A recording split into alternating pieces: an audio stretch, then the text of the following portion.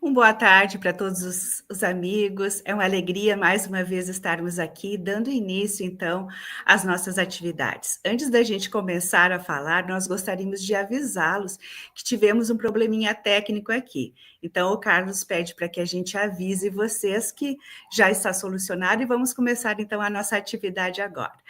E com certeza, né, estarmos aqui falando neste programa, né, então, para viver a boa nova, né, reflexões psicológicas para viver a contemporaneidade. O nosso capítulo, no meu companheiro Tiago e meu, será, então, o quarto capítulo que fala a respeito, então, da família de Zebedeu. Eu vou passar a palavra para o Tiago e depois nós daremos, então, continuidade à nossa atividade, então, dessa tarde, noite. Tiago, com Olá, você. oi, querida. Olá, amigos e amigas. Mais um encontro, mais uma oportunidade da gente refletir sobre a boa nova de Jesus com o condimento psicológico e conectando com a nossa realidade presente de vida, mantendo a atualidade de Jesus nos dias em que a Terra tanto precisa de auxílio, direção, sentido e amor. A gente tem essa noite um conjunto de ideias que desejamos partilhar com vocês e buscamos, né, Mariane, reunir como máximas ou elementos centrais, questões chaves que nos pareceram muito importantes no nosso estudo da noite. Eu acho que um tema central da noite é pensarmos não apenas como uma visita a essas personagens históricas, e o momento em que Jesus comparece e convida João e Tiago para o messianato do apostolado. Eu acho que é o nosso próprio convite da vida para que a gente possa pensar o nosso lugar, ainda que muito singelo, né, muito discreto, né, na vida, mas tão responsável e importante quanto qualquer outro comprometimento de almas que estejam publicamente, às vezes, visíveis. Então, vamos começar. Mariane, deixo com você então. Vamos lá, querida. Então, no capítulo 3, então, a gente viu as meninas, a Marluce e a Adriana, falando então a respeito das primeiras pregações. Então, na manhã seguinte, Jesus então segue, né, essas pregações e ele vai então ao encontro destes dois irmãos, né, que é João Evangelista e Tiago Maior. E a gente vai observando, então, nesse convite, que é um convite, né? Então, essa obra, ela coloca Jesus muito próximo de nós. Ele pergunta, ele não impõe. E aí a gente observa, então, em Humberto de Campos, o quanto ele descreve Jesus muito carinhoso com seus discípulos. No capítulo 3, a gente vê que após fazer o convite, ele abraça, então, aqueles dois irmãos, Simão e André. E aqui ele coloca, tem uma descrição, uma narrativa, então, de Humberto de Campos, que ele fala que Jesus coloca a mão nos cabelos encaracolados. Então, aqui a gente já traz, né, essa observação neste convite de Jesus, que é um convite amoroso para essa família, então, para esses dois irmãos, que é João Evangelista e Tiago Maior. E a gente observa, então, né, que esse diálogo, então, entre Jesus, depois de Zebedeu, posteriormente, ele nos leva, sim, a questões que são bem atuais e que nós vivemos no movimento espírita. Tá? E em relação, então, a esse convite de João e Tiago, nós vamos ver, assim, o quanto eles reconheceram no Cristo, ele como Messias.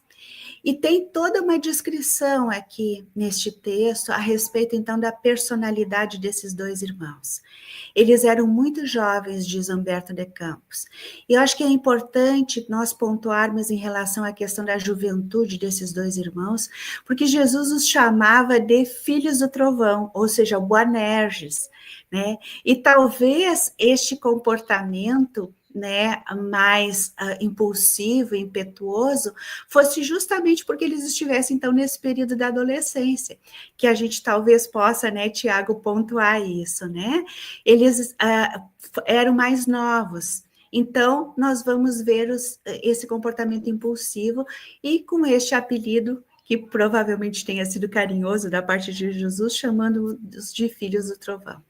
Então, a gente tem uma peculiaridade nesses dois irmãos. Tiago Maior é aquele primeiro a testemunhar, né, junto ao Cristo, né, de todos eles. E João, ele é o último a desencarnar de todos eles. Né? Então, nós vamos observar essa característica desses dois irmãos. E aí, depois, né, quando os dois irmãos dão a notícia aos pais, a mãe deles, a Salomé, ela faz um pedido muito peculiar ao Cristo.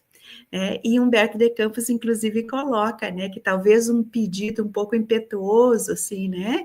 Então, o que ela pede, né? Ela pede para o Cristo para ele colocar os dois filhos, um de cada lado, nas duas posições mais importantes, né, para serem praticamente os braços de Jesus. E é claro, gente, que aqui nós temos que olhar, ou seja, assim, ela era a mãe. Então, vocês vejam que nós, que somos mães, às vezes a gente não se dá conta das coisas que a gente pede, né, mas ela pediu os dois lugares mais importantes, né, para serem ocupados pelos seus filhos, né, diante de Jesus. E olha a resposta do Cristo. Jesus diz o seguinte: acaso eles poderão viver do cálice que eu vou viver? Né? Então, ele está apontando uma necessidade do discípulo sincero. Então, será que realmente eles teriam condições de viver as mesmas experiências que o Cristo viveria?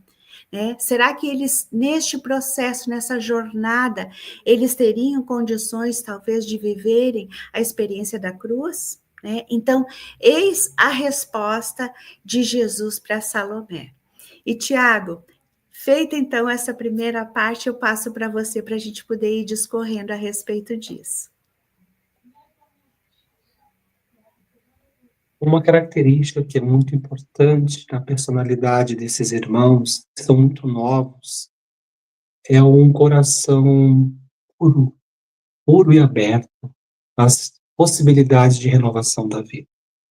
Então, essa disposição psicológica descrita, né, com uma narrativa muito doce, muito sensível de Humberto de Campos, ele está sim revelando que essas disposições dos egos de João e Tiago estão buscando um novo. Eles estão buscando um caminho de renovação e de alcance de possibilidades de sentir, de viver a vida,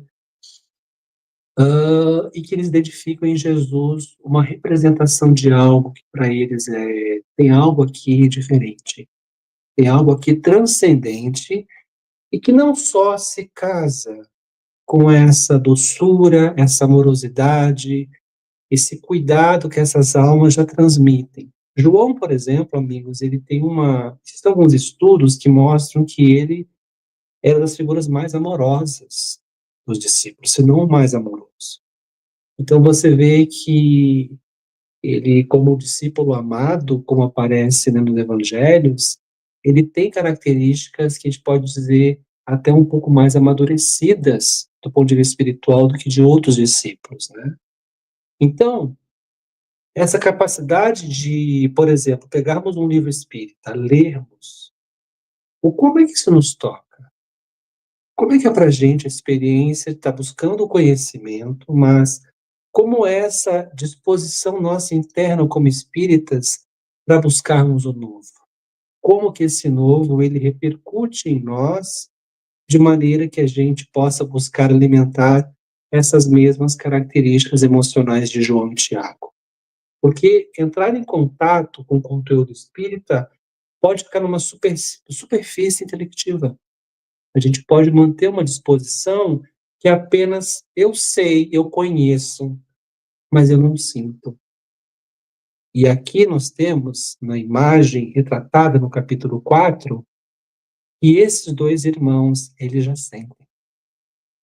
Eles já tocam a verdade da vida por meio daquilo que Joana de Anjos chama de emoções superiores, os chamados prazeres da alma, o campo das virtudes do espírito. Eles já compreendem e entendem isso.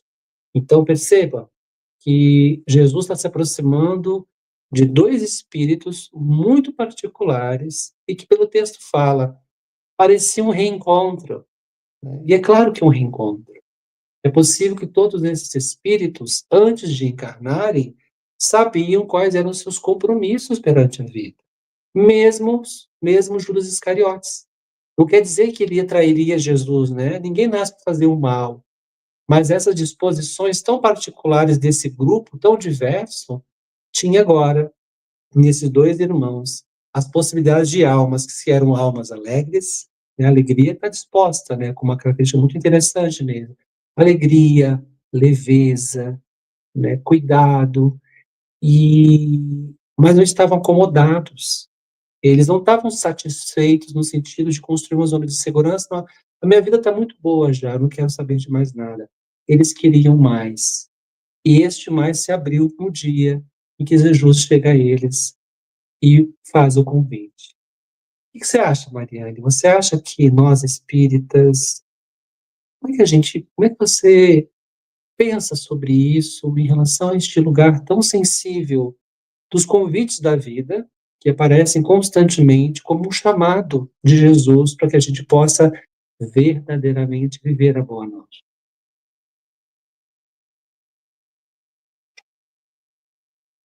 Tá sem áudio. Oi, deu. Com certeza, né? A gente é convidado, já fomos convidados, né? Muitos os chamados e poucos os escolhidos. Nós já fomos chamados, mas essa escolha ela depende muito mais de nós, da nossa postura de entendermos, né, esse chamado, né, diante dessa possibilidade de servir essa causa, né, de termos este sentimento à disposição daquilo que a gente se propõe a fazer. E eu só quero fazer uma referência, Tiago, quando tu disseste assim, ó, desses espíritos, né, e da amorosidade deles, né, da gente poder estar lembrando que João Evangelista, né, então seria o nosso Francisco de Assis, né, então a gente precisa estar olhando, né, então assim, a trajetória deste espírito, né, com certeza nós estamos falando, sim, de alguém que veio, né, e como evangelista, né, ele foi o mais velho, o último dos discípulos, então, a desencarnar, e que ele passa por todo esse processo, né, nos trazendo esse evangelho, que realmente, assim, ó, nos leva a uma condição de entendimento em relação ao Cristo diferente, né, nos fazendo também esse chamado. Mas o desafio de todos nós é justamente podermos vencer a nós mesmos, né? A ideia de que temos o conhecimento e esse conhecimento nos coloca em um patamar superior, ela é fantasiosa, né? Então a proposta é justamente de fazer reflexão. No momento em que você percebe que foi chamado, que tem todo um trabalho para fazer, esse trabalho não é para os outros, ele principalmente é para nós. E Joana falava isso para Divaldo, né? Quando a gente assiste ao filme, né, aonde o Divaldo está ali no berçário recebendo aquele espírito, a mãe daquele espírito adversário, a Joana então fala para ele, Divaldo, todas as coisas que você percebe no seu entorno nunca foi em relação ao outro, sempre foi em relação a você e você mesmo. O maior desafio da criatura humana é a própria criatura humana. E quando nós somos chamados ao trabalho, nós precisamos entender que, por mais que nós tenhamos um arcabouço de conhecimento, muitas vezes isso não perpassa pelo nosso sentimento, pela nossa emoção. E o resultado do trabalho que nós iremos desenvolver, ele tem que passar, sim, pela área da emoção, dos nossos afetos, porque senão as nossas atitudes não serão coerentes. Então, olha, né, Pestalozzi nos coloca lá, né, então mente, coração e mãos, né, então o pensamento, o sentimento, né, e a atitude, o trabalho, o resultado.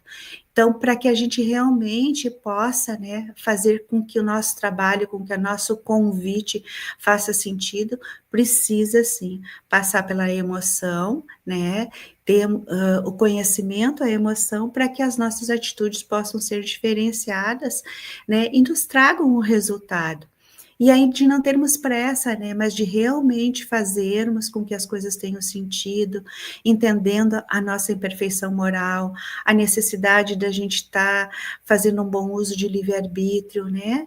E aí a gente vai vendo que vai construindo uma caminhada que é mais verdadeira e mais coerente, porque essa coerência, né, é a que nos possibilita nós nos libertarmos então deste homem, né, ainda perverso, desse homem violento, desse homem ainda muito belicoso, tá? E aí nós já entramos também na parte do reino, né? Então, de que reino Jesus estava falando, né? Esse reino que a gente pode fazer uma analogia, né? O reino, então, seria o quê? Um pedaço de terra, um território, né? Então, um território pode ser um território né, psicológico. Então, esse reino, esse território, esse reino interno, né, de como ele se processa, né, do que existe em nós quando nós somos convidados a fazer uma renovação, a fazermos uma transformação. Então, com certeza é desafiador e o convite, né, foi para João e Tiago, mas já que nós estamos falando em reflexões psicológicas sobre a vida contemporânea, a gente vê o quanto é contemporâneo, né, Tiago? Sim, querida, e a gente precisa pensar neste convite, porque o convite de Jesus é esse, é a construção do reino de Deus, né? E aí o capítulo como um todo, ele vai gravitar em torno desse tema, como se o Humberto de Campos estivesse se dedicando a trazer nesse capítulo uma reflexão profunda sobre o que é essa perspectiva que Jesus nos convida de construção de reino de Deus. Então, a gente precisa sempre lembrar que nós somos compostos de duas realidades existenciais. Uma dimensão que é material, ou uma realidade material, e uma dimensão, realidade que é espiritual.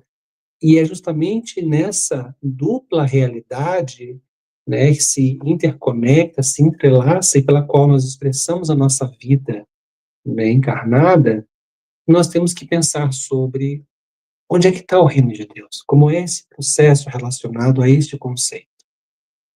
Nós, ao pensarmos, então, de que o reino de Deus ele está articulado com uma ideia de uma dupla realidade física e material, ele traz, então, uma ideia que é muito cara para nós, no campo da filosofia, no campo da psicologia junguiana, que é o conceito de dialética. A dialética é um conceito importante porque ela nos mostra os processos de transformação que se passam entre aquilo que se constrói, aquilo que se relabora, aquilo que se desconstrói e aquilo que vai novamente sendo reconstituído. E esse processo dialético da vida, que envolve o entrechoque dessas duas realidades, material e espiritual, ela provoca tanto transformações contínuas na realidade material objetiva, porque nós atuamos no mundo, nós ressignificamos o mundo, nós construímos o mundo material e damos sentido a ele, mas como também essa afetação que está encarnado e as impressões que nós temos subjetivas no campo da alma. Então, quando nós pensamos no que é a compreensão de reino de Deus, nós não podemos perder essa duplicidade de um movimento que acontece na construção de nossas subjetividades. Se nós voltarmos ao capítulo 3 e também agregarmos valor com as reflexões que agora Salomé, a mãe, né, dos meninos, pensa sobre o que é o reino de Deus, nós vamos chegar numa compreensão religiosa, ideológica e cultural que era o reino de Deus à época de Jesus.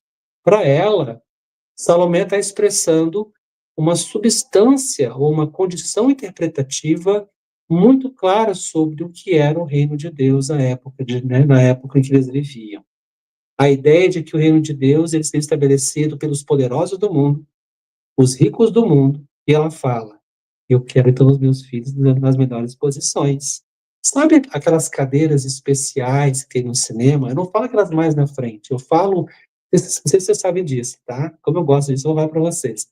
Tem certas fileiras em que é uma posição muito específica de vista da tela e de captura do som, que são as melhores posições.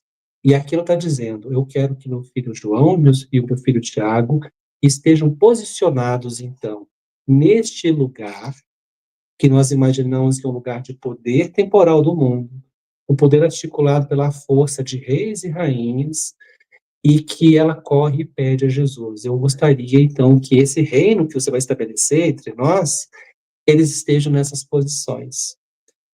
É curioso isso, porque ela não está errada a partir do que ela aprendeu, sem dúvida, à época, né, do que era o reino de Deus.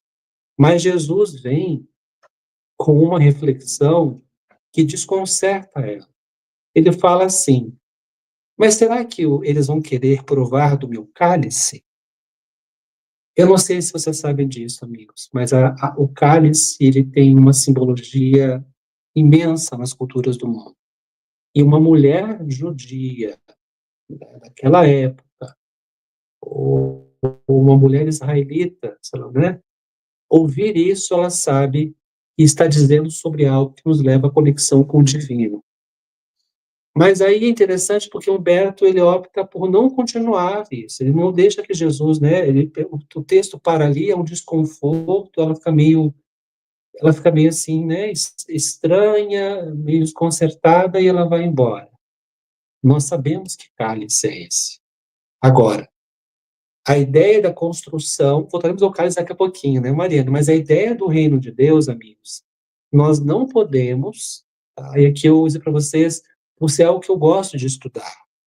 Nós espíritas construímos uma ideia de que o reino de Deus, ele é apenas a expressão da nossa reconstrução íntima. É algo que é interior, dentro de nós. Sim, isso é verdade. E Jesus deixa claro, a sementeira, a base, né, a base da montanha para a construção de almas mais aprimoradas, mais lúcidas e amorosas, necessariamente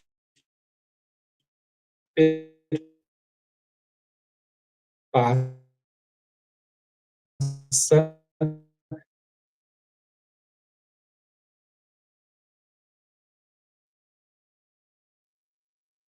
Opa, voltamos? Voltamos? Voltamos, né? Ok, desculpe, amigo, deu um pico de luz aqui em casa. Então, nós temos uma identificação de que, então, o reino de Deus tem como base a nossa interioridade, e isso é fundante para a experiência da vida. Mas lembra a ideia da dialética? Nós imprimimos sentido e significado à vida. Nós nós passamos a ter uma compreensão ética da proposta de Jesus, em que ela nos aproxima de uma identidade comum, nós somos espíritos. Então, o reino de Deus, ele está dentro de nós, ele se desenvolve entre nós, olha que interessante, entre nós, subjetividades, uma dimensão social da expressão da vida. E ele acontece na relação entre nós, entre nós.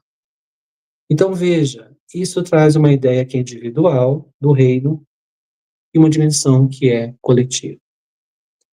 Então, o projeto de Jesus de reino de Deus, eu gostaria que a gente guardasse essa ideia para que a gente possa entender depois a consequência disso para o próprio texto. Esse projeto condensado de Jesus na ideia de reino de Deus elabora uma ideia e um conceito de sociedade que está apoiado em dois pilares. O primeiro pilar é das relações pessoais, baseadas no amor. E existe o segundo pilar, que é das relações sociais, que envolve a ideia de vivermos a vida coletivamente, partilhando os bens da terra e dos frutos do trabalho humano. É dialético. Eu construo dentro e construo fora. Eu construo em mim, eu construo na relação, eu estabeleço uma dimensão que é coletiva. Então, o projeto ético de Jesus, que resume, então, nessa expressão reino de Deus, é a parte da composição que ele faz. Ele forma uma pequena comunidade. Ele chama 12 apóstolos e passa a atuar numa comunidade e com aqueles vão identificando, ele vai juntando e compondo um grupo. Ele forma um movimento social, entende? Então, o reino de Deus, ele tem essa duplicidade daquilo que a gente vive em nós e aquilo que eu construo fora. Para um cristão que não compreende reencarnação, ele pode pensar assim: eu acho. Então quer dizer que o reino de Deus me espera lá no céu? Às vezes ele pensa isso. Está muito sofrido aqui na terra, mas eu sei que Jesus prometeu um reino de Deus, dos céus, para quem fizesse o bem.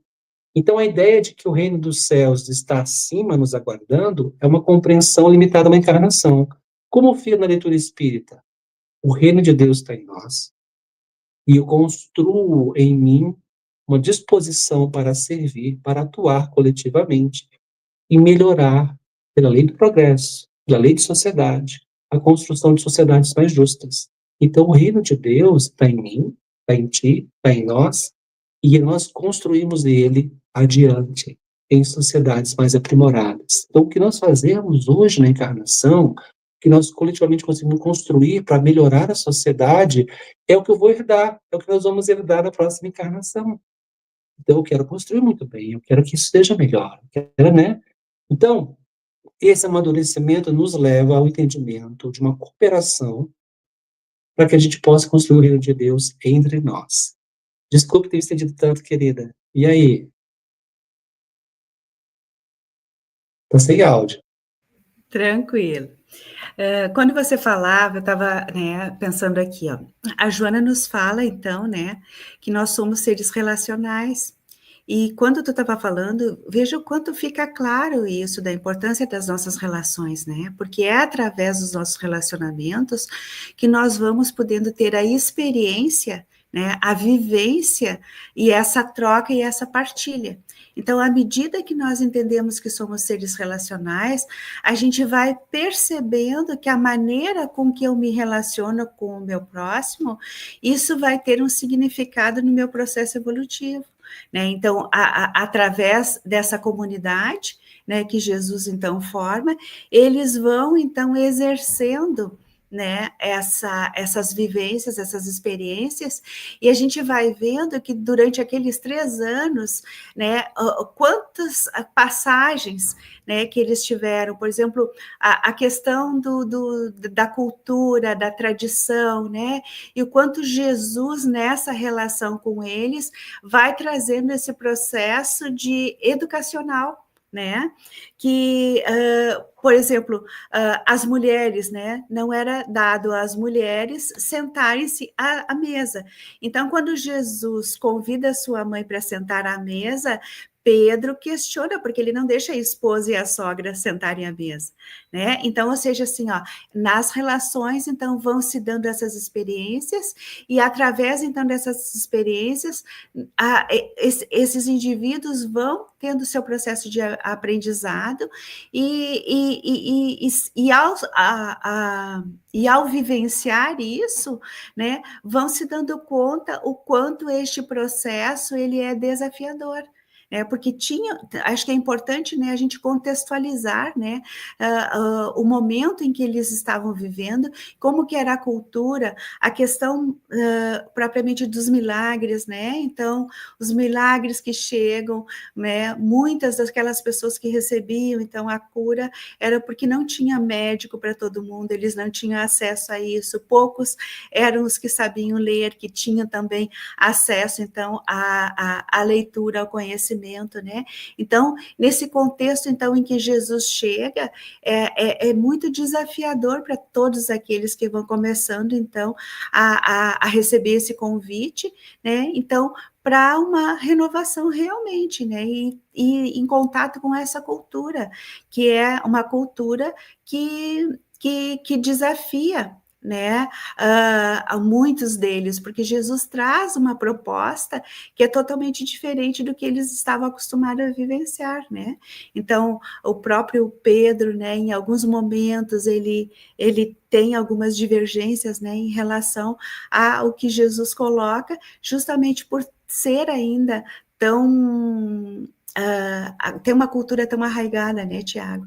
Então, acho que é importante a gente trazer essa questão relacional, que essa questão relacional é o que nos faz, então, sermos desafiados diante dos convites que a vida nos faz. Então, na atualidade, no momento que nós conseguimos nos relacionar com aquele que é diferente, né, com aquele que nos convida a pensar de uma outra forma, né, e nós conseguimos, então, respeitar, ouvir a ideia do outro, nós estamos, então, dentro dos nossos convites, desafiando, então, as nossas próprias tendências, né? Às vezes, algumas tendências bastante rígidas, né? Então, no momento que você é convidado a ter um olhar diferenciado, você desenvolve a generosidade, a empatia, né? Tão trabalhada na atualidade, né? Então, a importância de nós termos a empatia, né? Podermos entender e respeitar a maneira do outro pensar, sem que a nossa ideia tenha que prevalecer, né? Então, os nossos comportamentos ainda muito egoístas, que muitas vezes fazem com que a gente tenha esses embates, né? Então, no momento que a gente é convidado, não somente dentro do nosso movimento, mas dentro das nossas relações, em primeiro lugar, dentro do lar, né, posteriormente na sociedade, no trabalho, onde quer que seja, a gente está sendo convidado justamente para fazer esses movimentos que são internos e que pedem para que a gente tenha uma mudança comportamental. Tá? Então, ou seja, assim, a existência, esse projeto reencarnatório é justamente com este objetivo de mudança comportamental, de fazer um bom uso do livre-arbítrio e de poder realmente, assim, estar entendendo que aquele convite que parece que foi feito lá aos discípulos, ele é muito presente na nossa atualidade, não apenas como pessoas que têm uma crença que desenvolve, né, a sua religiosidade, mas como criaturas em processo de construção para essa evolução. Aproveita até o que tu está trazendo, querida, para que a gente possa pensar nessa atualidade da proposta de Jesus, porque se nós pensarmos sobre uma ideia da ética cristã, ela traz uma representação em que nós nos aproximamos uns dos outros, nos reconhecendo em nossas diferenças, mas que baseados em um princípio ontológico que todos nós somos seres humanos. E na ontologia espírita nós somos espíritos. A questão é que, infelizmente, no curso da história humana, toda vez que se construíram identidades ou supostas humanidades superiores a outras humanidades, construindo subhumanidades humanas, elas provocaram problemas e tragédias. Então, o que acontece é que o que Jesus vem trazer, ele fala, se você não sedimentar se você não sedimentar ou construir o florescimento deste reino em você, a sua capacidade de ser um ser humano ético com o outro vai estar muito prejudicada. É como se nós fôssemos equipando de possibilidades, e aqui a filosofia nos diz que a ética é quando eu reconheço você ou vocês, e vocês me reconhecem como seres racionais, como seres sensíveis, seres que pensam, seres dotados de linguagem, seres dotados de liberdade.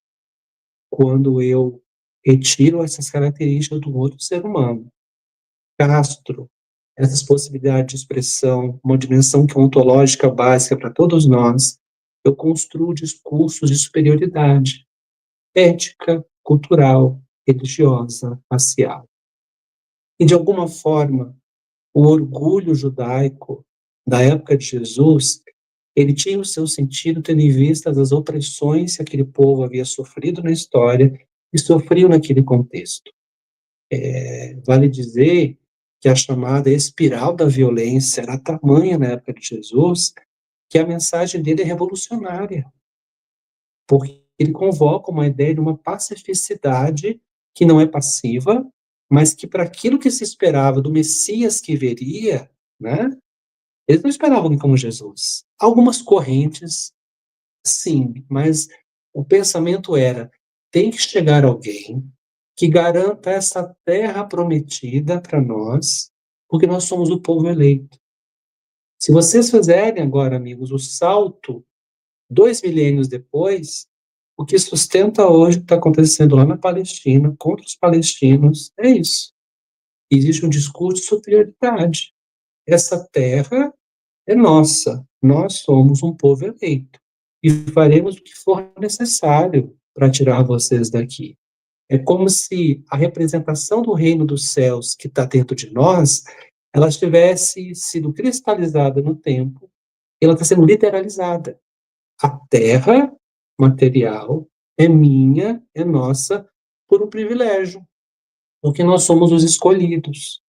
Então, quando a gente retraduz a ideia, peraí, não, a terra prometida, como fala Emmanuel, é a terra como orbe, não tem exclusivismos, todos somos iguais.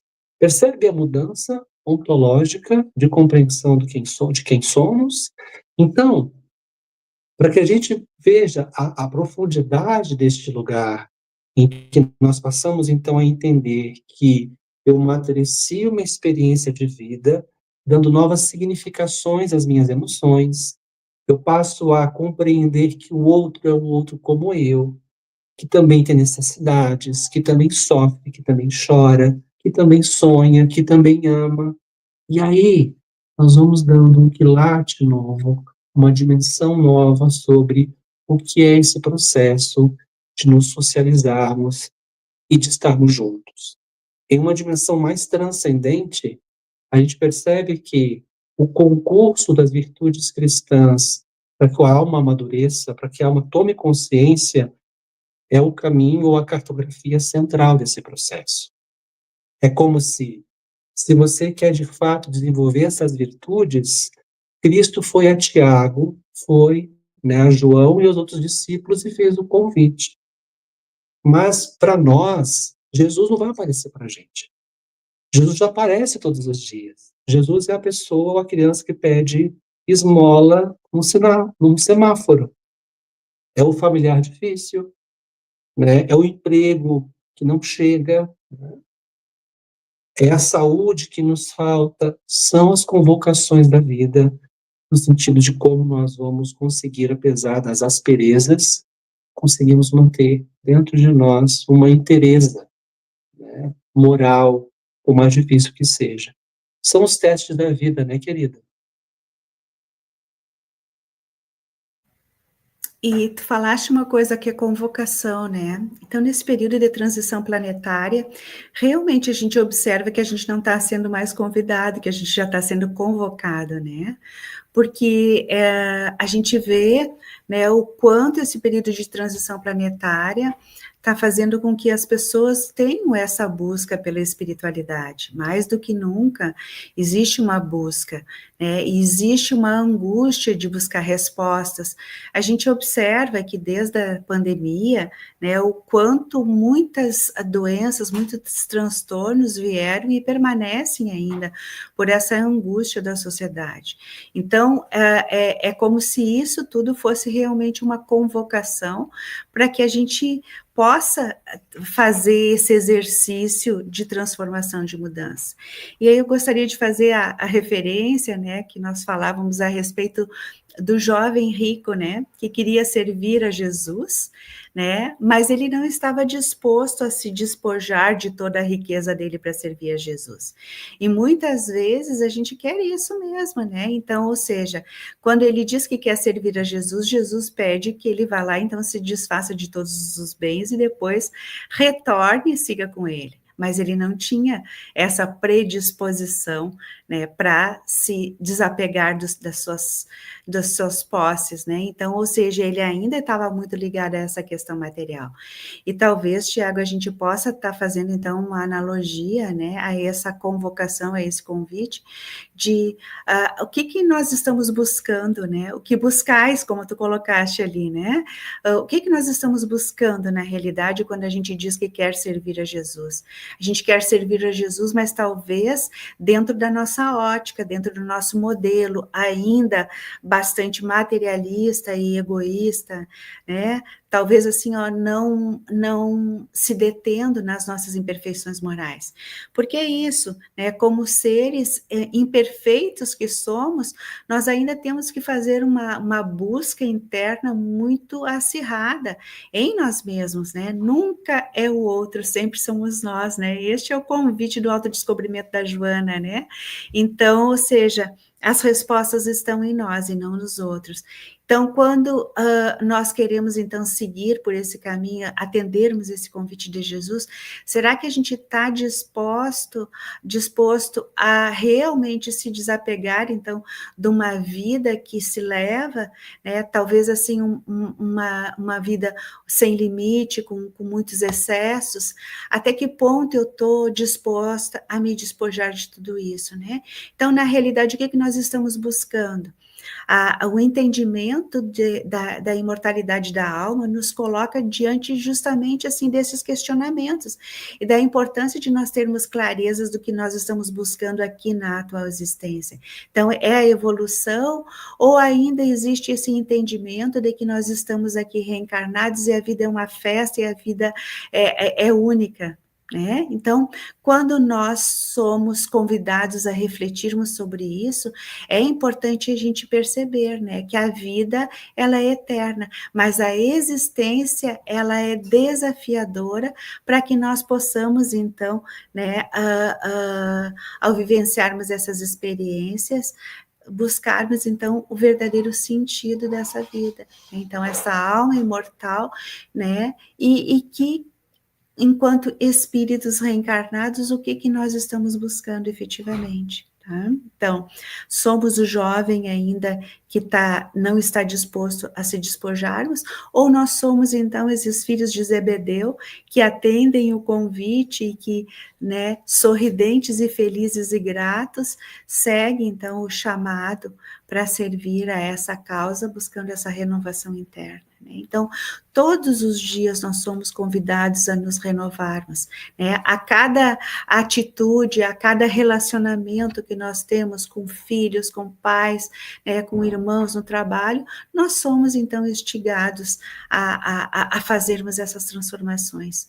E aí a gente observa, né, o quanto muitas vezes nós estamos distanciados, né, dessa ideia, né, de renovação. Quando nós teimamos em permanecer no mesmo lugar, quando nós buscamos atitudes escapistas, quando nós nos distraímos, né? A Joana diz que quando a gente reencarna, às vezes a gente se distrai diante da vida material. Então, quantas são as distrações que nos fazem nos perdermos diante daquilo que realmente nós deveríamos buscar?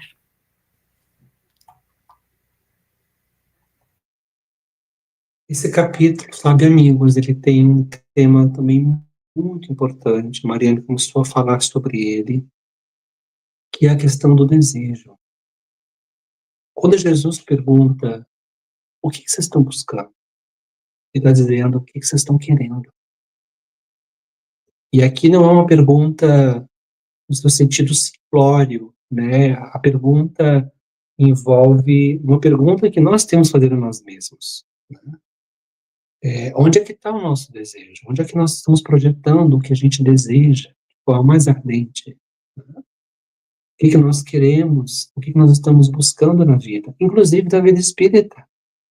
Né? Porque buscarmos sermos espíritas não tira de nós aquilo que nós temos de demasiadamente humano, né? São as nossas dimensões, às vezes, sombrias, ou mesmo dimensões em que nós ainda acreditamos serem verdades para todos nós. Então, a pergunta de Jesus a João e Tiago, mesmo eles já sendo almas mais lúcidas, ele ainda quer que eles falem sobre isso. O que vocês estão querendo? É quase uma busca por esse desejo mais ardente que existe em todos nós, inclusive neles, né?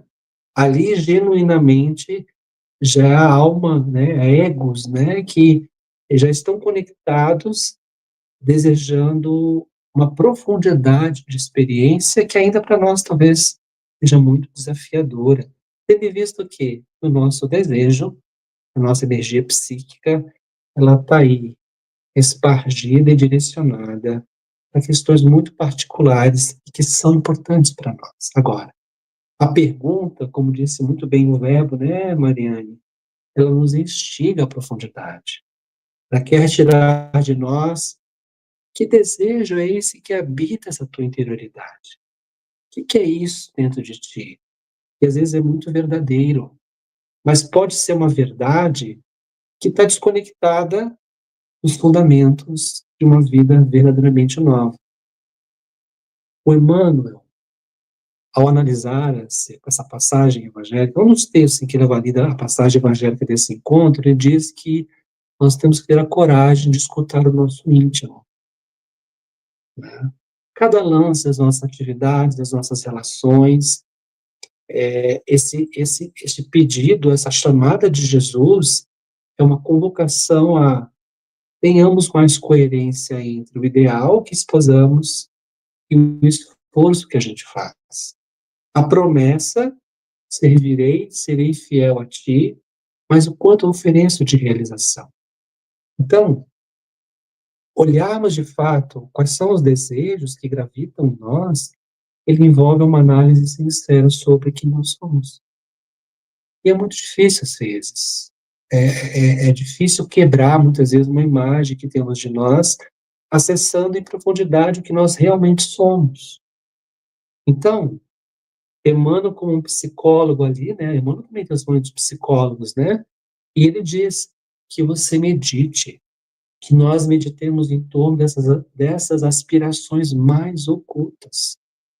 Porque, às vezes, nós estamos, por exemplo, né? Às vezes nós estamos tão focados em certas necessidades que elas estão tomando de nós energia, atenção, foco de questões mais profundas. Então, de forma geral, todos nós fazemos parte, amigos, sendo espíritas, sendo umbandistas, sendo ateus, né? A diversidade humana posta no mundo, ela não tira de nós o que nós temos de comum, que é nós temos dores, nós temos alegrias, nós temos inseguranças, nós temos sonhos, nós temos problemas, nós temos as nossas fantasias, nós temos as nossas ilusões, mas nós temos também uma capacidade de amor e de amar. Nós temos que começar, de fato, a destilar com mais intensidade dentro de nós, porque a verdade da expressão evangélica, na sua mais profunda representação, como uma manjedoura que está em nós, é a expansão da nossa capacidade de amar. A Mariane cita a história do jovem rico. Ele conhecia a lei, né? Ele conhecia a lei. E Jesus o chama, mostra, e fala, e ele diz ao mestre, né? Eu desejo seguir você. Mas esse desejo de seguir você, que eu estou traduzindo a linguagem dele, né? Esse desejo de estar com você vai ser realizado depois, porque antes de ti existem outros desejos que eu tenho que realizar. E Jesus diz que vai ser tarde, ou melhor, vai ter que ser adiado esse lugar de reencontro com ele, ou com a mensagem dele. E é curioso porque todos nós, os papéis sociais que nós estamos investidos, muitas vezes nós ficamos identificados nesses papéis. E essa identificação nos leva, às vezes, a uma desarticulação de um sentido mais profundo de identidade espiritual do que nós somos. Então, assim como João e Tiago, nós fomos convidados para essa experiência de luzes do amor do Evangelho. Por onde é que anda o nosso coração, né, Mariane? Quais são os sonhos, quais são as ilusões que muitas vezes ainda nos identificamos nesse jovem, né, que deseja, que busca, nós estamos, às vezes, nos desconectando. Interessante que Jesus não está exigindo. Jesus não é uma liderança religiosa que exige servidão e obediência. Ele é um amigo que nos convoca a uma jornada. Venham comigo, cada um tome sua cruz e siga os meus passos. Então é convite, né, querida? Eu acho que isso que tu colocaste é bem importante, Tiago, porque aí também fala da nossa relação com Deus, né? Então, a gente falando das 3 revelações cristãs, né? Então, a primeira revelação é Moisés, né? Moisés vem e nos apresenta Deus como alguém que castiga, aquele pai, né, que pune, aquele Deus que é cruel. E Jesus vem, né, e nos apresenta Deus como pai de amor. Então, Jesus é o primeiro a falar que Deus é pai. E a doutrina espírita, que é a terceira revelação cristã, ela nos fala, então, deste Deus de amor. Tá? Então, o que a gente precisa entender, né? Essa desconstrução, né, dessa nossa relação, então, com Deus, né? Com esse Deus punitivo, e buscarmos, então, a doutrina espírita, então, nos fala dos 5 princípios básicos, né? E o primeiro princípio básico é realmente Deus. Então, qual é a relação que nós estamos estabelecendo com Deus? E essa relação com Deus ainda é a relação com o Deus punitivo? Ou essa nossa relação, ela realmente já está sendo compreendida, que Deus é Pai de amor, de bondade, de justiça, e que a bondade de Deus, ela se caracteriza justamente pela reencarnação, que mostra, então, a sua justiça. Então, é importante nós entendermos, né, essa relação com o Deus, né, e esse temor ao Pai, que a gente vê, né, nessa passagem. Então, a importância da gente ter essa clareza. E quando a gente vai desconstruindo, né, essa visão do Deus punitivo e passa a ter o olhar que Jesus nos apresenta, que Deus é Pai, a gente vai vendo o quanto isso nos aproxima, então, dessa nossa realidade espiritual também, né? De termos o entendimento da providência divina, de que mesmo passando pelas adversidades, pelas dificuldades, a providência divina está aí, e nós podemos lançar a mão dessa providência diante dos desafios, né, através da oração, da prece, como tu estavas colocando ali. Então, usarmos esses recursos.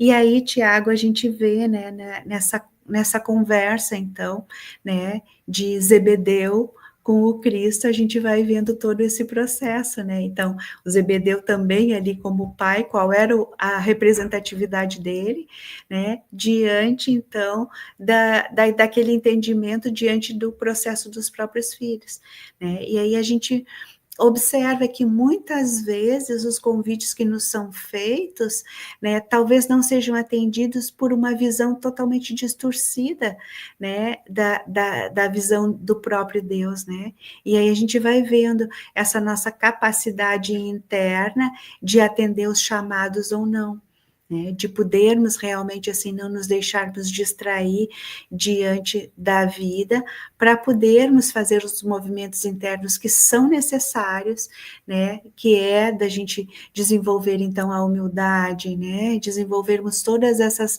virtudes, né, que estão aí e que elas, para serem desenvolvidas, ela precisa então da educação dos nossos sentimentos. E como é que se faz isso, né, se não atendendo esse chamado, né, Tiago? Gostei desse momento que você traz, porque após Salomé, né, ir embora, no dia seguinte, ou no mesmo dia mais tarde, aí é o pai, aí é o Zebedeu que vem com os filhos para encontrar Jesus. E é interessante porque Jesus está ali não apenas num cultivo das almas que estão chegando a ele, né? almas de pescadores ou agricultores, né? Ele está, na verdade, atuando numa dimensão que é pedagógica e psicológica, está confrontando uma imagem de Deus que está inscrita na psique judaica, né? Gosto dessa expressão que você usou, né? Do temor a Deus, interessante, que é Jeová, há um amor de pai. Não apenas uma significação afetiva, medo, é um polo que amedronta, para um lugar de amorosidade, de um lugar de cuidado e proteção. E Deus, o conceito para uma ideia mais íntima e próxima, que é um conceito muito caro para a cultura judaica, que é a figura do pai, né? O seu patriarcado, uma dimensão, mas uma dimensão presente que está ali, da proteção. Para nós espíritas é importante, porque a gente pode pensar, mas eu não... A ideia de Deus como inteligência, causa primeira de todas as coisas, um Deus bom, justo, misericordioso e amoroso, eu já entendi. Mas será que dentro de nós, a maneira como o nosso arquétipo, da Imago Dei, de Deus, ela está representando esse Deus que a gente está compreendendo agora na proposta espírita? Ou será que nossa jornada multimilenar nós podemos ter inscrito uma imagem que ainda é essa imagem perturbadora, que castiga e que nos violenta? Pode parecer uma contradição, mas faz sentido a gente pensar que essa psique cristã da qual nós somos herdeiros, nós vivemos esse tempo, seja no catolicismo, seja no protestantismo, uma psique cristã que é ancestral e ela está embebida, ela está imersa em um conjunto de imagens, de experiências relacionadas a medo ou medo, a pecado e a culpa. É viver amedrontado, é viver aterrorizado, porque nós buscávamos e buscamos redenção, nós buscamos uma salvação, né? Então, essa base teológica, então, que constrói um edifício imaginário e representativo do que é ser cristão, né, na ancestralidade nossa, é uma imagem de um Deus distante e frio. Era assim que o homem médio, a mulher média, na Idade Média, viviam isso. Era exigida obediência, né, freio aos impulsos, afastamento da sexualidade, vinculada muito ao pecado, e um Deus estava muito distante. Mas veja o retrocesso. Jesus já está aqui, nessa história, nos evangelhos, ensinando as pessoas a se relacionarem com a divindade de uma forma mais amorosa, com mais cuidado, porque nós tendemos, amigos, a... Como que esse Deus se expressa? Então, se eu tenho uma representação de um Deus punitivo, como é que isso aparece? Sabe frases comuns da cultura cristã do tipo, se você não se comportar, Deus vai te castigar. Se você pecar, Deus vai mandar você para o inferno. E se você, por exemplo, não for bom, você não vai para o céu. Mento. E, pedagogicamente, a alma precisa de espaço e liberdade para que ela possa compreender o que é essa relação. Então, a inscrição de um Deus que é assim nos faz atuar contra nós mesmos dessa forma. Sabe como nós mesmos, espíritas, não estamos bem, mas se eu fiz isso, é porque eu estou merecendo estar passando por isso. Eu devo ter aprontado em outra vida. São mecanismos psicológicos que nós construímos e que revelam qual é a imagem divina dentro de nós. Nós trazemos, às vezes, Jeová com muita força de volta neste lugar. Porque, eu não mereço ser feliz, né? Eu não mereço, eu estou passando por isso, é assim mesmo, né? No sentido bem masoquista. Então, nós temos que recuperar este lugar. Jesus está fazendo ali, dando a Zebedeu, dando a todos, tantos outros que chegam, uma nova significação e transformadora da nossa relação com Deus. E isso é importante porque isso está casado com a ideia do reino dos céus. Eu não consigo experienciar amorosidade, liberdade, responsabilidade, se eu acredito que existe um vigia maior, que é capaz, por capricho próprio, vir e tirar isso de mim, me prejudicar. Então, esse edifício teológico de compreensão, em tese, foi afastado de nós com a proposta filosófica espírita, mas psicologicamente nós somos herdeiros dessa historicidade. E a forma como nós nos punimos, a forma como somos rígidos com nós mesmos e com o mundo, a forma como somos severos na nossa crítica, a forma como somos inflexíveis, nos mostra traços representativos de quem é esse Deus interior. Faz sentido para você, Mariane? Com certeza, Tiago. E uma das coisas que eu acho que é importante a gente enfatizar, que nesses convites que Jesus faz a todos os apóstolos, veja que Jesus ele não foi buscar aqueles que já tinham conhecimento. Ele foi buscar homens simples, pescadores. Então, ou seja, ele convidou, ele foi um pescador de almas e convidou esses homens simples para serem pescadores de almas também. Então, a gente vê que ele não foi nos templos buscar os doutores da lei, aqueles que já tinham conhecimento, não. Ele foi buscar homens que tinham temperamentos, que tinham as suas imperfeições, mas que estavam ali de coração aberto para permanecerem com ele por 3 anos, recebendo, então, essa narrativa que lhes faria refletir e, a partir disso, então, darem continuidade ao seu trabalho. E eu acredito que isso, Tiago, seja uma das coisas assim que a gente precisa estar olhando, que o fato de nós estarmos reencarnados no mundo ainda de provas e expiações, passando para um mundo de regeneração, nos coloca numa condição de imperfeição e que precisamos ter clareza em relação a isso. Então, o convite de Jesus está aí, mas para criaturas imperfeitas, assim como seus apóstolos, mas que estão, né, de coração aberto e disponíveis para conhecer esse evangelho, né? Então, a gente vê o convite à nossa disposição, mas nos dizendo que nós não estamos prontos, que nós vamos ser desafiados o tempo inteiro, que a gente precisa de ter mudanças comportamentais e que nem sempre a gente vai acertar. Eventualmente, nós vamos nos sentir, em alguns momentos, derrotados, porque vamos ter as mesmas atitudes de arrogância, de prepotência, e vamos nos sentir talvez fracassados, e aí talvez, né, a gente se encha de culpa, né, baixa a autoestima, porque a gente não conseguiu dar conta daquilo que a gente tinha se proposto, talvez o que a gente estava buscando estava muito distanciado, né, então, da nossa expectativa.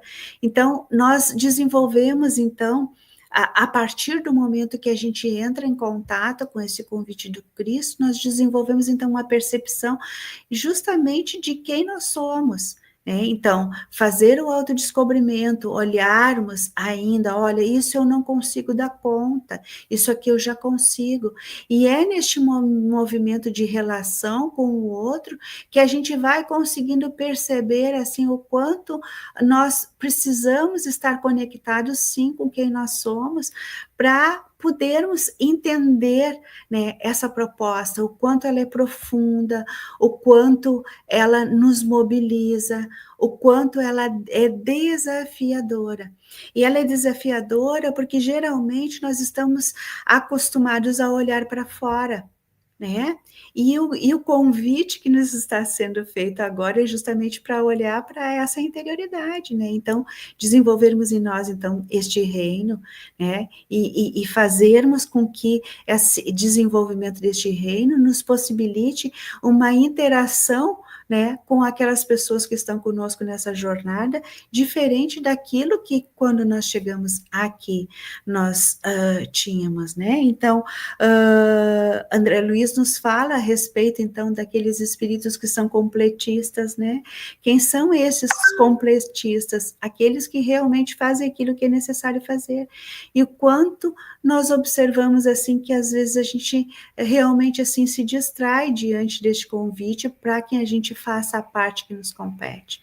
Então, quando a gente observa esse convite, né, do jovem rico, dele se despojar, né, o quanto psicologicamente ele estava desejando ainda estar conectado com aquele dinheiro, com aquela fortuna, e não desejando realmente, né, essa busca, né, de seguir a Jesus, tá? Então, veja, Tiago, que a todo momento, né, a gente vê na nossa própria jornada o quanto a gente se distrai realmente, né, o quanto não faz sentido algumas coisas, né, e o quanto a gente não está conseguindo, às vezes, fazer essa reflexão psicológica em torno das nossas próprias ações. Então, este olhar para fora nos coloca numa condição de julgarmos o outro, de acharmos que o outro deveria fazer dessa ou daquela forma. Às vezes, no próprio grupo familiar, né, você julga que o seu irmão, que seu marido, seu esposo, seu filho deveria agir daquela forma, enquanto que nós ainda não conseguimos fazer aquilo que a gente está propondo para o outro. Então, este olhar para fora nos distancia realmente assim dessa busca que deveria ser genuína, efetiva, a partir do momento que a gente tem o entendimento do convite do Cristo. É perceptível que Jesus precisa deixar claro para esses pais. Inicialmente, Salomé escuta dele, eles querem o reino de Deus, né? Mas tem um cálice. E aí a narrativa para. E aí o pai vem, Zebedeu vem. E Jesus não vai deixar, ele precisa deixar muito claro que existe um preço nesse processo. Existe um preço egóico nesse processo. E ele faz questão de dizer assim: vocês querem então fazer parte desse banquete psicológico, espiritual, que vocês consagram a alma de vocês para que vocês sintam e experienciem esse reino dos céus? É isso que a gente quer. Ok. Tem um preço. Tem um cálice a ser servido. E o cálice é o cálice das experiências que vão triturar o ego. Triturar o ego não significa, para uma simbologia cristã, ter que ser crucificado, morrer na literalidade. Morrer é parte de um processo simbólico. Mas essa ideia de permitirmos que as experiências se avizinhem de nós e nós não desistamos dos nossos compromissos. Que a gente passe situações difíceis, mas em nome de um princípio, de um sentido mais profundo, que é o viver, um sentido ético. Nós sustentamos as lutas. Sabe a uva que precisa passar pela maceração para transformar em vinho? Sabe o trigo que é triturado, moído e assado para virar pão? Muitas são as possíveis metáforas que a gente pode usar aqui para dar uma representação do que são esses processos psicológicos e que particularmente atravessam o ego, essa instância que é fundante da condição humana, psíquica humana. É o que nos torna diferentes de qualquer outra espécie. Nós temos uma estrutura, né, bem integrada ela se separa da totalidade, mas ela se identifica, ela está identificada em si própria e que é a sede da nossa consciência objetiva. E é essa instância, o ego, que vai ser testado, vai ser convidado a sacrifícios para que uma vida nova psicológica, renovada, transformada, possa florescer. E esse é o convite que ele está fazendo. E claro que eles não têm noção dos processos que vão acontecer. Mariane diz, o primeiro, né, sacrificado nesse processo foi Tiago. E João não passará por isso, mas imaginem as os chamamentos que a vida fez a esse jovem. João, para quem não sabe, amigos, ele era o único apóstolo presente aos pés de Jesus crucificado. Ele foi o único que conseguiu ter coragem de estar lá com Maria e as outras Marias que acompanhavam aquele momento. Então, é um menino que se transforma em homem, que se transforma num homem maduro, né? Então, essa simbologia do cálice, ela é ela tem uma dimensão que representa a conexão do humano com o divino, né? A ideia de como alcançar essa dimensão, o reino dos céus, que é uma dimensão divina que existe em nós a ser desenvolvida. O processo disso, é essa ideia do cálice, a passagem pelo sofrimento, o caminho para a redenção. Então, a gente precisa imaginar que quando Salomé ouviu isso, possivelmente ela deve ter entendido, né, um sentido mais profundo disso e ela recua. E aí, quando Zebedeu, o pai, vai lá, Zebedeu tem uma atitude interessante, né? Ele vai como um pai, como está levando os filhos para um novo pai, né? E é interessante que essa, essa chegada, né, de Zebedeu com os filhos, Jesus precisa deixar muito claro para ele. E ele deixa claro de qual vai ser esse processo, usando uma linguagem histórica ao resgatar. Zebedeu, você lembra o que fizeram com os profetas? Os verdadeiros profetas, qual foi o destino desses espíritos? Eles foram perseguidos, eles foram presos, eles foram feridos, eles foram assassinados, eles foram abandonados, lançados ao ostracismo. Ele está indiretamente dizendo: o destino dos seus filhos, ou daqueles que chegarão a mim, escolher a minha mensagem e vivê-la, sustentar essa verdade, porque é interessante isso, né? Nós aqui morreríamos pela verdade? Nós estamos dispostos a sustentar certas verdades em vida e morrermos por ela? Eu conheço várias histórias, não só no meio religioso, de pessoas que sustentaram lutas pela verdade e elas pagaram um preço muito caro, mas elas não dobraram o compromisso ético para falar a verdade. Então, o que me parece especial neste momento é que Jesus está dizendo: a jornada vai ser áspera.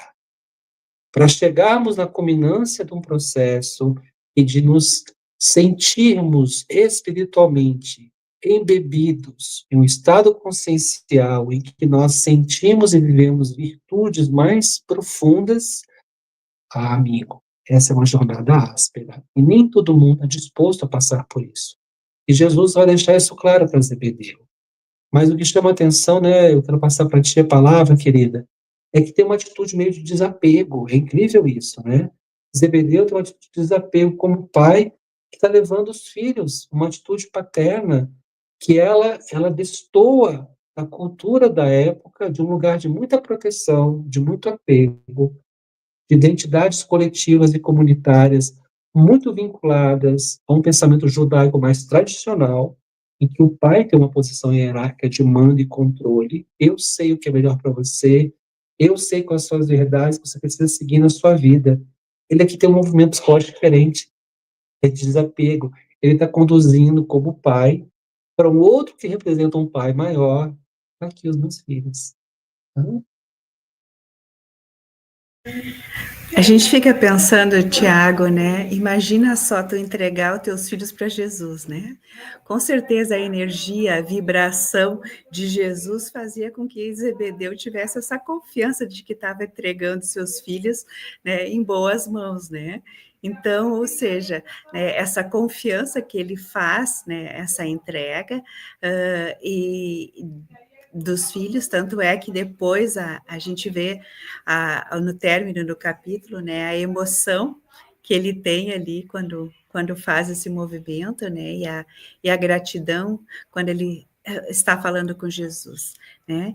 Então, vamos tentar pensar assim, ó, junto, quando você faz esse movimento, né, realmente assim, ó, de entrega, né, e para você poder entregar um filho, né, essa questão que tu falas do desapego, né? O que significa isso, afinal de contas, para nós, essa entrega? Né? O que seria para você poder fazer uma entrega ao teu trabalho, né, aquilo que tu acredita, o quanto nós temos que ser desapegados, né, de muitas coisas que elas fazem parte do nosso contexto, né? Vamos pegar alguns exemplos assim do nosso cotidiano para a gente poder tá pensando junto, Tiago, né? Então, se você quer fazer uma reeducação alimentar, o que que tem ali, né? Você precisa se desapegar daquilo que você é acostumado a ingerir. Se você não fizer este movimento, se você não estiver disposto, né, então o que que tu busca? Tu busca o emagrecimento, tu busca a saúde, mas se tu não estiver disposto a te desapegar dessa situação, tu não vai obter um resultado. Então, acho que esse movimento que a gente precisa estar olhando, porque todo dia nós somos convidados a fazer isso, para que a gente possa, então, obter resultados novos no nosso cotidiano, no nosso dia a dia, a gente precisa estar trabalhando o desapego. Né? Por quê? Porque quanto mais apegados nós ficamos às coisas e até mesmo às pessoas, mais presos à matéria nós estamos. Então, como é que você faz, então, este movimento, né, de desapego, se não refletindo a respeito disso? Então, a gente está vendo ali o pai que entrega para Jesus, mas as nossas relações no cotidiano, né, quando um familiar desencarna e você fica nesse processo muitas vezes obsessivo em relação, né, ao desencarne daquele familiar, e aí a sua postura diante desse desafio que a vida te coloca, né? Então, os nossos apegos e os nossos desapegos, né? Quanto que isso está conectado com a forma que a gente funciona no nosso dia a dia e a clareza, então, que nós temos a respeito, então, da imortalidade da alma, né? Então, nós somos desafiados a refletirmos a respeito, então, da nossa postura no mundo, né? Dos convites, então, que nós temos para termos um olhar, uma percepção ampliada diante da vida e diante também da imortalidade da alma.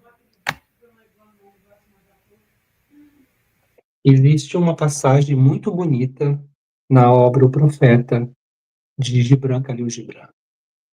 Para nós espíritas, ela encaixa-se como uma luva reflexiva em torno deste lugar, muitas vezes como pais e mães, em que nós nos colocamos numa posição de que nós sabemos o que é melhor e muitas vezes nos apropriamos de um lugar, de um espaço que pertence aos nossos filhos e filhas se desenvolverem.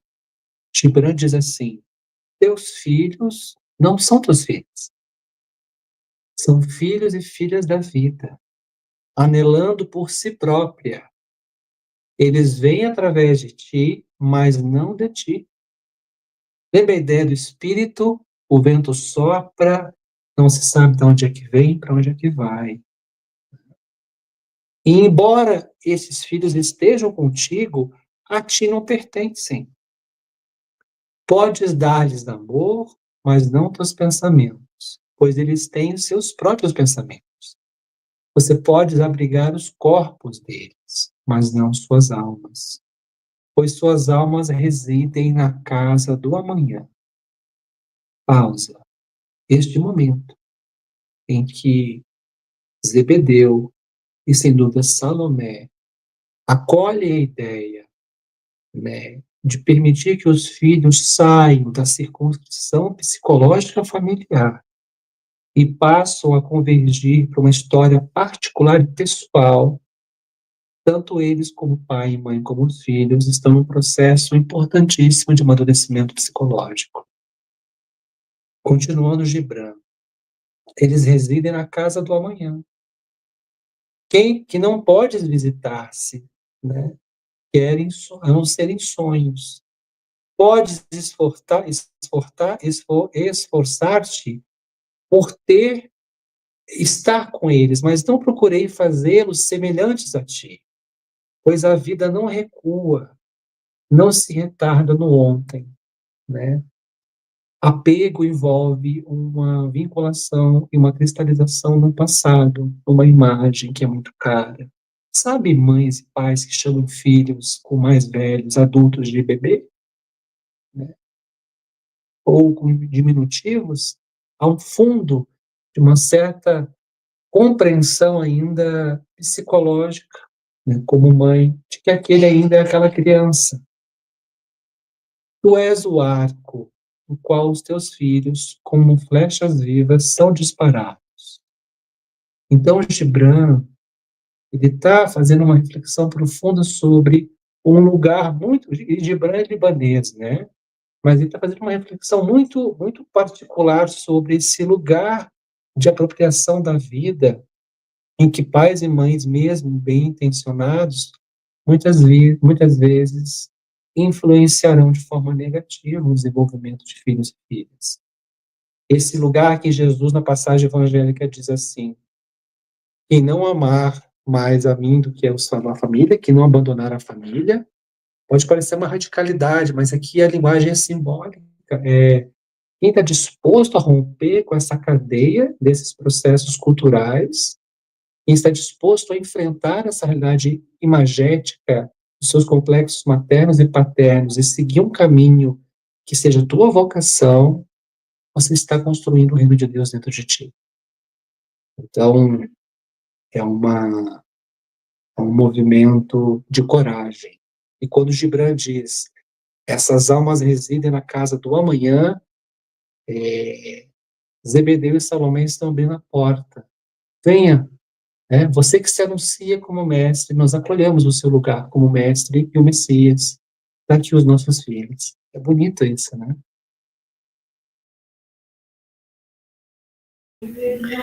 É uma amorosidade incrível, né, Tiago? Falando agora a respeito de abandonar pai e mãe, né? A gente vê nas relações assim o quanto muitas vezes os filhos ficam infantilizados, né, diante dessa perspectiva, né, de continuar na dependência dos pais, e os pais talvez em algum momento até enfatizando, né, esse comportamento de dependência dos filhos, né. Então é um dos temas, né, que a gente precisa refletir na contemporaneidade. E aí a gente vê, né, a confiança então desse casal, né, diante de Jesus, mas que nos traz, né, a essa reflexão, olharmos este lugar que a gente ocupa enquanto pai e mãe, como educadores, e a própria Joana de Ângeles, né, ela nos fala a respeito, então, da nossa responsabilidade, né, diante desse processo evolutivo dos filhos, da importância de nós entendermos que a família é um laboratório de experiências, e como laboratório de experiências, o quanto que nós temos que estar atentos diante deste filho que é um espírito também em evolução, né? Tiago, nós estamos com o nosso tempo quase esgotado, então acho que a gente agora vai ter que mais ou menos trabalhar em cima do nosso encerramento, né? Que a gente precisa até se despedindo então do pessoal. Não sei se tem alguma pergunta, algum questionamento, né, a respeito do tema, mas acho que não apareceu nada até aqui, né? Então acho que a gente já pode ir trabalhando, né, para a gente finalizar então essa nossa atividade, né, em relação ao capítulo 4, então. Muito bem, vamos deixar um dever de casa, olha, coisa nova, né, no estudo, dever de casa, para quem está nos acompanhando. Façam essa releitura do capítulo com este olhar sobre quem é esse pai, quem é esse Zebedeu que está aqui fazendo esse movimento, né? Um sacrifício, no seu sentido mais profundo, egóico, para algo que ele também, como alma, percebe ser importante. Porque o texto diz, ele sente, se emociona.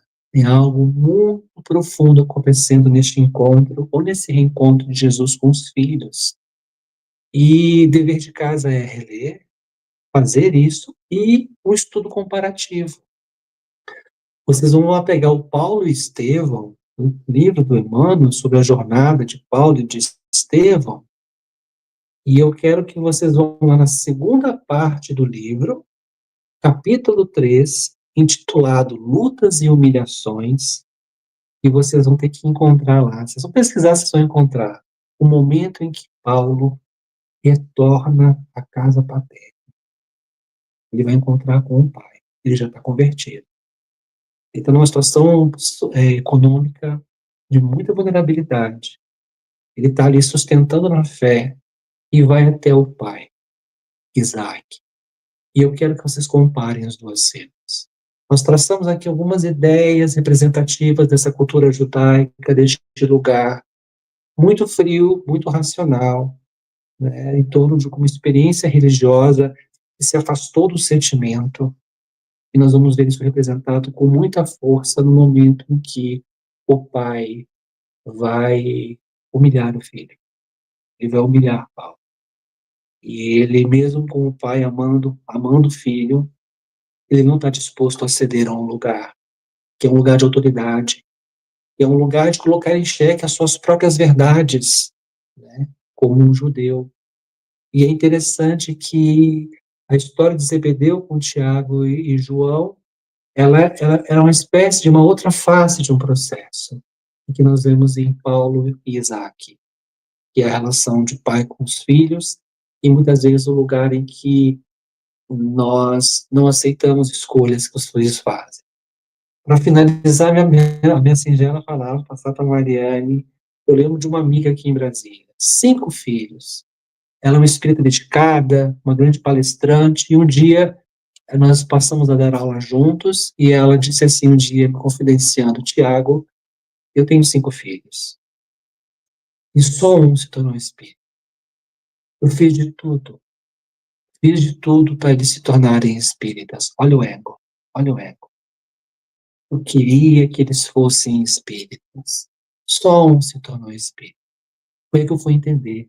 Eles são os filhos de Gibran. São eles que escolhem suas próprias trajetórias. E eu precisei respeitar isso. Isaac não aceita. O que o meu filho seria um doutor da lei seguindo um vagabundo? Não, não aceito isso. Ela diz: uma coisa eu conquistei. Eu fui capaz de ver que os 5 filhos que tem, só um espírita, todos se tornaram pessoas éticas, pessoas de bem. Tá aí, tá aí, entende? Então que a gente pense nessa história, sobre as nossas histórias, os nossos processos de transformação, os nossos contatos com a vida, que são faces de Jesus nos convocando aos testemunhos, às possibilidades, para que então a gente possa nos tornarmos almas melhores. É isso, minha querida. Deixo com você.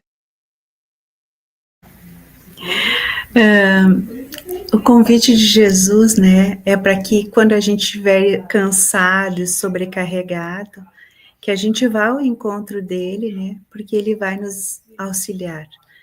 E quando a gente tem esse entendimento de que o Evangelho de Jesus é uma bússola a nos orientar nos caminhos da vida, a gente vai vendo que pode trazer esse Jesus para a nossa atualidade, né, melhorar a nossa relação com Deus como Pai e descrucificar Jesus, trazendo ele para a nossa atualidade.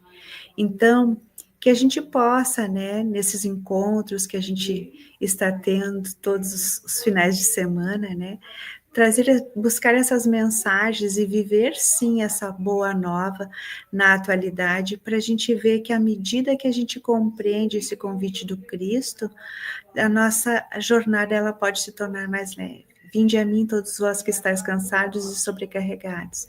Então, diante dessas sobrecargas da vida, que a gente possa então entender, né, que nós não estamos sós, que a gente pode ser carregado e que a gente pode, né, ter toda a sustentação que a gente necessita quando nós buscamos a oração, quando a gente busca a meditação, quando a gente busca o evangelho, quando a gente silencia, ou seja, existem muitas ferramentas que a gente pode lançar a mão para que as nossas aflições possam serem amenizadas, né? E quando a gente encontra, então, né, nesses personagens da Boa Nova, o exemplo, a vivência, a experiência, a gente pode estar fazendo uma conexão, sim, com a nossa própria realidade. Então, queridos, é com muita gratidão que a gente encerra a nossa atividade, então, dessa noite, né, rogando a Deus por todos nós que estivemos aqui, né, com o mesmo propósito, o mesmo objetivo de aprendermos, né? Ninguém pretende trazer receita pronta, né? Mas que essa mensagem ela possa tocar os nossos corações e que nós possamos, né, imbuídos deste amor, dessa amorosidade, né, buscarmos sermos criaturas melhores e também estendermos isso àqueles que estão conosco nessa jornada. A ti, Tiago, a minha gratidão, meu carinho, ao Carlos que nos ajuda, né, nesse trabalho também, a nossa gratidão. Tá? Então, a todos um abraço muito fraterno e até sábado que vem, aonde nós teremos, então, uma outra equipe, né? Tá? Um abraço, queridos. Tchau, tchau.